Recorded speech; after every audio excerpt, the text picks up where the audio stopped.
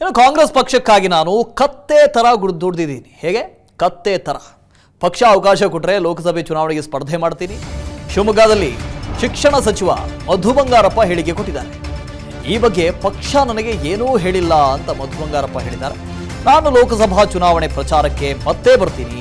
ಗ್ಯಾರಂಟಿಗಳನ್ನು ಇಟ್ಕೊಂಡು ನಾವು ಮತ ಕೇಳ್ತಾ ಇದ್ದೀವಿ. ಶಿವಮೊಗ್ಗದಲ್ಲಿ ಶಿಕ್ಷಣ ಸಚಿವ ಮಧು ಬಂಗಾರಪ್ಪ ಹೇಳಿದ್ದಾರೆ.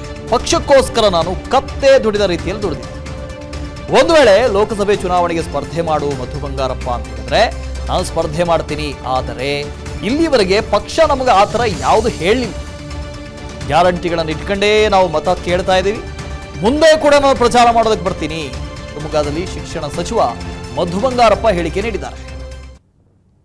ನೀವು ಹೇಳಿರೋದ್ರಿಂದ ಎಸ್ ಚುನಾವಣೆಗೆ 100% ಬರ್ತೀನಿ. ಕೇಳಿರೋದ್ರಿಂದ ಸ್ಟೇಜಿಂದ ಇಳಿದು ಬಿಟ್ಟಿದ್ದೀವಿ.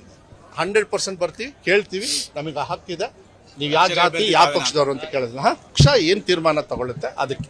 ಇವತ್ತು ನನಗೆ ಅಧಿಕಾರ ಕೊಟ್ಟಿದ್ದಾರೆ. ಕತ್ತೆ ತರ ದುಡಿ ಅಂತ ಇದ್ದಾರೆ. ಕತ್ತೆ ತರ ದುಡಿತಾ ಇದ್ದಾರೆ. ಇನ್ನು ಕಾಂಗ್ರೆಸ್ ಪಕ್ಷಕ್ಕಾಗಿ ನಾನು ಕತ್ತೆ ತರ ದುಡಿದಿದ್ದೀನಿ. ಹೇಗೆ? ಕತ್ತೆ ತರ. ಪಕ್ಷ ಅವಕಾಶ ಕೊಟ್ಟರೆ ಲೋಕಸಭೆ ಚುನಾವಣೆಗೆ ಸ್ಪರ್ಧೆ ಮಾಡ್ತೀನಿ. ಶಿವಮೊಗ್ಗದಲ್ಲಿ ಶಿಕ್ಷಣ ಸಚಿವ ಮಧು ಬಂಗಾರಪ್ಪ ಹೇಳಿಕೆ ಕೊಟ್ಟಿದ್ದಾರೆ. ಈ ಬಗ್ಗೆ ಪಕ್ಷ ನನಗೆ ಏನೂ ಹೇಳಿಲ್ಲ ಅಂತ ಮಧು ಬಂಗಾರಪ್ಪ ಹೇಳಿದ್ದಾರೆ. ನಾನು ಲೋಕಸಭಾ ಚುನಾವಣೆ ಪ್ರಚಾರಕ್ಕೆ ಮತ್ತೆ ಬರ್ತೀನಿ. ಗ್ಯಾರಂಟಿಗಳನ್ನು ಇಟ್ಕೊಂಡು ನಾವು ಮತ ಕೇಳ್ತಾ ಇದ್ದೀವಿ. ಶಿವಮೊಗ್ಗದಲ್ಲಿ ಶಿಕ್ಷಣ ಸಚಿವ ಮಧು ಬಂಗಾರಪ್ಪ ಹೇಳಿದ್ದಾರೆ. ಪಕ್ಷಕ್ಕೋಸ್ಕರ ನಾನು ಕತ್ತೆ ದುಡಿದ ರೀತಿಯಲ್ಲಿ ದುಡಿದಿದ್ದೆ. ಒಂದು ವೇಳೆ ಲೋಕಸಭೆ ಚುನಾವಣೆಗೆ ಸ್ಪರ್ಧೆ ಮಾಡು ಮಧು ಬಂಗಾರಪ್ಪ ಅಂತ ಹೇಳಿದ್ರೆ ನಾನು ಸ್ಪರ್ಧೆ ಮಾಡ್ತೀನಿ. ಆದರೆ ಇಲ್ಲಿವರೆಗೆ ಪಕ್ಷ ನಮಗೆ ಆ ಥರ ಯಾವುದು ಹೇಳಿಲ್ಲ. ಗ್ಯಾರಂಟಿಗಳನ್ನು ಇಟ್ಕೊಂಡೇ ನಾವು ಮತ ಕೇಳ್ತಾ ಇದ್ದೀವಿ. ಮುಂದೆ ಕೂಡ ನಾನು ಪ್ರಚಾರ ಮಾಡೋದಕ್ಕೆ ಬರ್ತೀನಿ. ಶಿವಮೊಗ್ಗದಲ್ಲಿ ಶಿಕ್ಷಣ ಸಚಿವ ಮಧು ಬಂಗಾರಪ್ಪ ಹೇಳಿಕೆ ನೀಡಿದ್ದಾರೆ. ನೀವು ಹೇಳಿರೋದ್ರಿಂದ ಎಸ್ ಚುನಾವಣೆಗೆ 100% ಬರ್ತೀನಿ. ಕೇಳಿರೋದ್ರಿಂದ ಸ್ಟೇಜಿಂದ ಇಳಿದು ಬಿಟ್ಟಿದ್ದೀವಿ. 100% ಬರ್ತೀವಿ, ಕೇಳ್ತೀವಿ. ನಮಗೆ ಹಕ್ಕಿದೆ. ನೀವು ಯಾವ ಜಾತಿ ಯಾವ ಪಕ್ಷದವರು ಅಂತ ಕೇಳಿದ್ರೆ ಪಕ್ಷ ಏನ್ ತೀರ್ಮಾನ ತಗೊಳುತ್ತೆ ಅದಕ್ಕೆ. ಇವತ್ತು ನನಗೆ ಅಧಿಕಾರ ಕೊಟ್ಟಿದ್ದಾರೆ. ಕತ್ತೆ ತರ ದುಡಿ ಅಂತ ಇದ್ದಾರೆ. ಕತ್ತೆ ತರ ದುಡಿತಾ ಇದ್ದಾರೆ. ಇನ್ನು ಕಾಂಗ್ರೆಸ್ ಪಕ್ಷಕ್ಕಾಗಿ ನಾನು ಕತ್ತೆ ತರ ದುಡಿದಿದ್ದೀನಿ. ಹೇಗೆ? ಕತ್ತೆ ತರ. ಪಕ್ಷ ಅವಕಾಶ ಕೊಟ್ಟರೆ ಲೋಕಸಭೆ ಚುನಾವಣೆಗೆ ಸ್ಪರ್ಧೆ ಮಾಡ್ತೀನಿ. ಶಿವಮೊಗ್ಗದಲ್ಲಿ ಶಿಕ್ಷಣ ಸಚಿವ ಮಧು ಬಂಗಾರಪ್ಪ ಹೇಳಿಕೆ ಕೊಟ್ಟಿದ್ದಾರೆ. ಈ ಬಗ್ಗೆ ಪಕ್ಷ ನನಗೆ ಏನೂ ಹೇಳಿಲ್ಲ ಅಂತ ಮಧು ಬಂಗಾರಪ್ಪ ಹೇಳಿದ್ದಾರೆ. ನಾನು ಲೋಕಸಭಾ ಚುನಾವಣೆ ಪ್ರಚಾರಕ್ಕೆ ಮತ್ತೆ ಬರ್ತೀನಿ.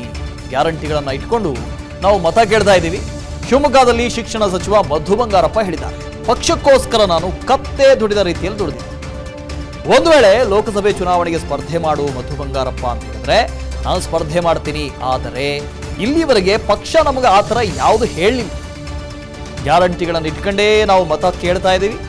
ಮುಂದೆ ಕೂಡ ನಾನು ಪ್ರಚಾರ ಮಾಡೋದಕ್ಕೆ ಬರ್ತೀನಿ. ಶಿವಮೊಗ್ಗದಲ್ಲಿ ಶಿಕ್ಷಣ ಸಚಿವ ಮಧು ಬಂಗಾರಪ್ಪ ಹೇಳಿಕೆ ನೀಡಿದ್ದಾರೆ. ನೀವು ಹೇಳಿರೋದ್ರಿಂದ ಎಸ್ ಚುನಾವಣೆಗೆ 100% ಬರ್ತೀನಿ. ಕೇಳಿರೋದ್ರಿಂದ ಸ್ಟೇಜಿಂದ ಇಳಿದು ಬಿಟ್ಟಿದ್ದೀವಿ. 100% ಬರ್ತೀವಿ, ಕೇಳ್ತೀವಿ. ನಮಗೆ ಹಕ್ಕಿದೆ. ನೀವು ಯಾವ ಜಾತಿ ಯಾವ ಪಕ್ಷದವರು ಅಂತ ಕೇಳಿದ್ರೆ ಪಕ್ಷ ಏನ್ ತೀರ್ಮಾನ ತಗೊಳುತ್ತೆ ಅದಕ್ಕೆ. ಇವತ್ತು ನನಗೆ ಅಧಿಕಾರ ಕೊಟ್ಟಿದ್ದಾರೆ. ಕತ್ತೆ ತರ ದುಡಿ ಅಂತ ಇದ್ದಾರೆ. ಕತ್ತೆ ತರ ದುಡಿತಾ ಇದ್ದಾರೆ.